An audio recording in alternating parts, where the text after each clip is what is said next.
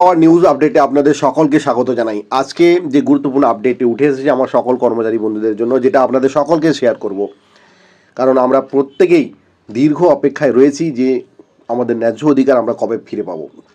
এখন ডিএ নিয়ে রাজ্য সরকার যেভাবে প্রতারণা শুরু করেছে সরকারি কর্মীদের বন্ধুদের বিপক্ষে, অন্যান্য রাজ্য যদি পারে তাদের কর্মচারী বন্ধুদেরকে সম্পূর্ণ ডিএ বকেয়া ডিএ মিটিয়ে দিতে, তাহলে বাংলা পারছে না কেন? প্রশ্ন কিন্তু থাকছে আমাদের সকল কর্মচারী বন্ধুদের মধ্যে।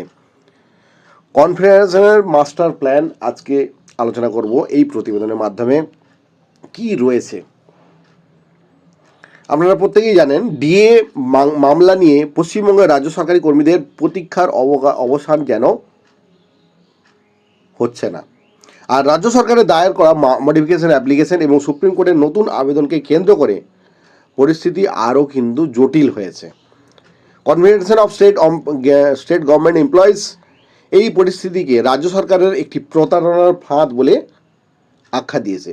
প্রতারণার ফাঁদ তো বটেই, কারণ রাজ্য সরকার চাইলেই কিন্তু কিছু না কিছু ডিএ প্রদান, অন্তত এক কিস্তি হলেও ডিএ প্রদান করতে পারতো আমাদের সকল কর্মচারী বন্ধুদেরকে। কিন্তু সেটা না করে রাজ্য সরকার কর্মচারী বন্ধুদেরকে ফাঁকি দিয়ে, এক প্রকারের ফাঁকি দেওয়া বলে এটাকে, ফাঁকি দিয়ে সেই মামলা নিয়ে গেল সুপ্রিম কোর্টে। কি না, মডিফিকেশন অ্যাপ্লিকেশন এর মাধ্যমে, যেটি একটি প্রতারণার ফাঁদ স্বরূপ তুলনা করা হয়েছে। আর এই ফাঁদে পা না দিয়ে নিজেদের আইনি কৌশল অটল থাকার সিদ্ধান্ত নিয়েছে আমার সকল কর্মচারী বন্ধুরা। আর এই ব্লগে আমরা ডিএ মামলার সর্বশেষ পরিস্থিতি এবং কনফেডারেশন রণনীতি এবং রাজ্য সরকারের অবস্থা নিয়ে বিস্তারিতভাবে আলোচনা করব। কারণ অনেকেই আমার সকল কর্মচারী বন্ধুরা অপেক্ষায় রয়েছেন যে ডিএ সংক্রান্ত গুরুত্বপূর্ণ আপডেটটি পাওয়ার জন্য। রাজ্য সরকারের দায়ের করা মডিফিকেশন অ্যাপ্লিকেশনটি সম্পূর্ণরূপে উপেক্ষা করবে। তাদের মতে অ্যাপ্লিকেশনটি আসলে মামলা বিলম্বিত করার একটি কৌশল ছাড়া আর কিছুই নয়।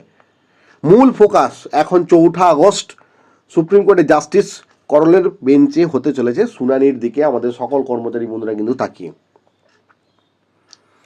আর কনফেডারেশনের পক্ষ থেকে মলয় মুখোপাধ্যায় জানিয়েছে, গত 16 মে জাস্টিস করল একটি গুরুত্বপূর্ণ নির্দেশ দিয়েছিলেন। এটা আমরা সকলেই কিন্তু জানি, আমার সকল কর্মচারী বন্ধুরা সকলেই কিন্তু জানে।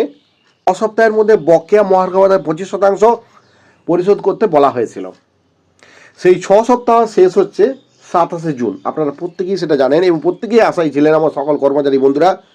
কিন্তু রাজ্য সরকার শেষ মুহূর্তে, অর্থাৎ 27 জুন শেষ মুহূর্তে কিন্তু মডিফিকেশন অ্যাপ্লিকেশন আবেদন করে সুপ্রিম কোর্টে। তখন সুপ্রিম কোর্ট বন্ধ ছিল। তো যাই হোক, সেই মামলাটি 4 আগস্ট, আগামী 4 আগস্ট সেই মামলাটি উঠতে চলেছে এবং আমরা সকল কর্মচারী বন্ধুরা চাইছে, কনফেডারেশন স্টেট গভর্নমেন্ট এমপ্লয়িরা চাইছে যে টপ অফ দ্য বোর্ড, অর্থাৎ সর্বোচ্চ অগ্রাধিকারের ভিত্তিতে তালিকাভুক্ত করতে হবে, অর্থাৎ একদম শিখরে, যাতে মামলাটির শুনানি বিস্তারিতভাবে হয়। কনফেডারেশনে আশা করছে তারা এই শুনানিতে আদালত অবমাননার বিষয়টি জোরালোভাবে উত্থাপন করবে এবং রাজ্য সরকার কেন আদালতের নির্দেশ মানেনি সেই প্রশ্ন কিন্তু তোলা হবে। সত্যিই তো, রাজ্য সরকার কেন মানবে না সুপ্রিম কোর্টের নির্দেশ? রাজ্য সরকারের বিরুদ্ধে প্রতারণার অভিযোগ কিন্তু রয়েছে। কারণ কনফেডারেশনের অভিযোগ কি রয়েছে, রাজ্য সরকার সুপ্রিম কোর্টে একটি নতুন আবেদন করে কর্মীদের প্রতারিত করার চেষ্টা কিন্তু করেছে। তাদের মতে এই নতুন আবেদনের মূল উদ্দেশ্য হলো ডিএ মামলার শুনানি পিছিয়ে দেওয়া, অর্থাৎ আবার সেই তারিখ পে তারিখ, সকল কর্মচারী বন্ধুদের ধৈর্যের একটা সীমা থাকে, সেই জায়গাতে আবার নিয়ে আসতে চাইছে এবং আরও কিছুটা সময় বিলম্বিত করতে চাইছে আমার সকল কর্মচারী বন্ধুদের, যাতে আরও কর্মচারী বন্ধুরা আর্থিক সমস্যার সম্মুখীন হন। এই ধরনের আইনি প্যাচের মাধ্যমে রাজ্য সরকার নিজেদের দায়িত্ব এড়িয়ে যাওয়ার চেষ্টা করছে বলে মনে করছেন আন্দোলনকারীরা। আর এই পরিস্থিতিতে কেবল আইনি লড়াই হিসেবে দেখা হচ্ছে না, বরং রাজ্য সরকারের সদিচ্ছা এবং আর্থিক পরিচালনার নিয়েও গম্ভীর কিন্তু প্রশ্ন উঠেছে। একদিকে যখন কর্মীরা তাদের ন্যায্য অধিকার থেকে বঞ্চিত, অন্যদিকে রাজ্য সরকারের বিভিন্ন অপ্রয়োজনীয় খাতে, মেলা খেলা, বিভিন্ন জায়গায় রাজ্য সরকার অর্থ ব্যয় নিয়েও সমালোচনা কিন্তু করছে অনেকেই।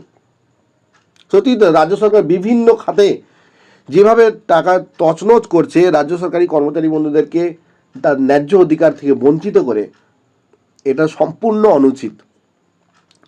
রাজ্য সরকারের সাথে অন্যান্য রাজ্যের সাথে তুলনা করলে যেটা বোঝা যায়, পশ্চিমবঙ্গের সরকারের আর্থিক সংকটের অজুহাতকে বিভিন্ন রাজ্যের পরিস্থিতির সঙ্গে তুলনা করলে দেখা যায় যে রাজস্থান, উত্তরাখণ্ড, পাঞ্জাব, দিল্লি, হরিয়ানার মতো রাজ্যগুলি যেগুলো রয়েছে, সেগুলির মধ্যে অনেকগুলি বিরোধী দল দ্বারা শাসিত রয়েছে।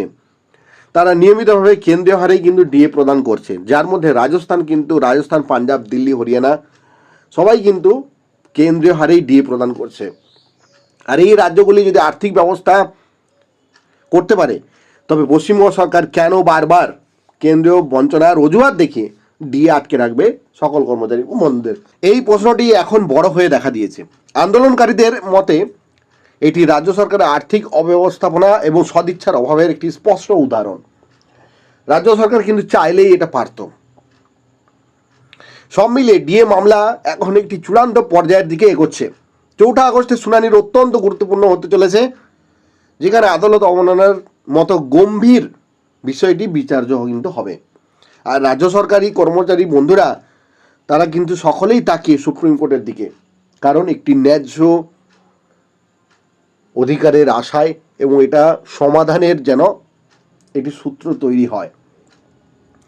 কারণ বারংবার রাজ্য সরকারি কর্মচারী বন্ধুরা এবং পেনশন হোল্ডাররা এই সমস্যার সম্মুখীন হচ্ছেন, তারা আর্থিক দিক থেকে ক্ষতির সম্মুখীন হচ্ছেন, যেটা কিন্তু সম্পূর্ণ অনুচিত। কারণ রাজ্য সরকারের বিভিন্ন কাজকর্ম কিন্তু এই সরকারি কর্মচারী বন্ধুরাই করে কমপ্লিট করে এবং রাজ্য সরকারকে সুন্দরভাবে পরিচালনা করছে। অথচ সেই সরকারি কর্মচারী বন্ধুদের ন্যায্য অধিকার থেকে বঞ্চিত করছে রাজ্য সরকার। এই একটি গুরুত্বপূর্ণ আপডেট পেয়েছিলাম, যেটা আমার সকল কর্মচারী বন্ধুদের জন্য, যেটা আমি পেয়েছিলাম আপনাদের সকলকে শেয়ার করলাম। ধন্যবাদ।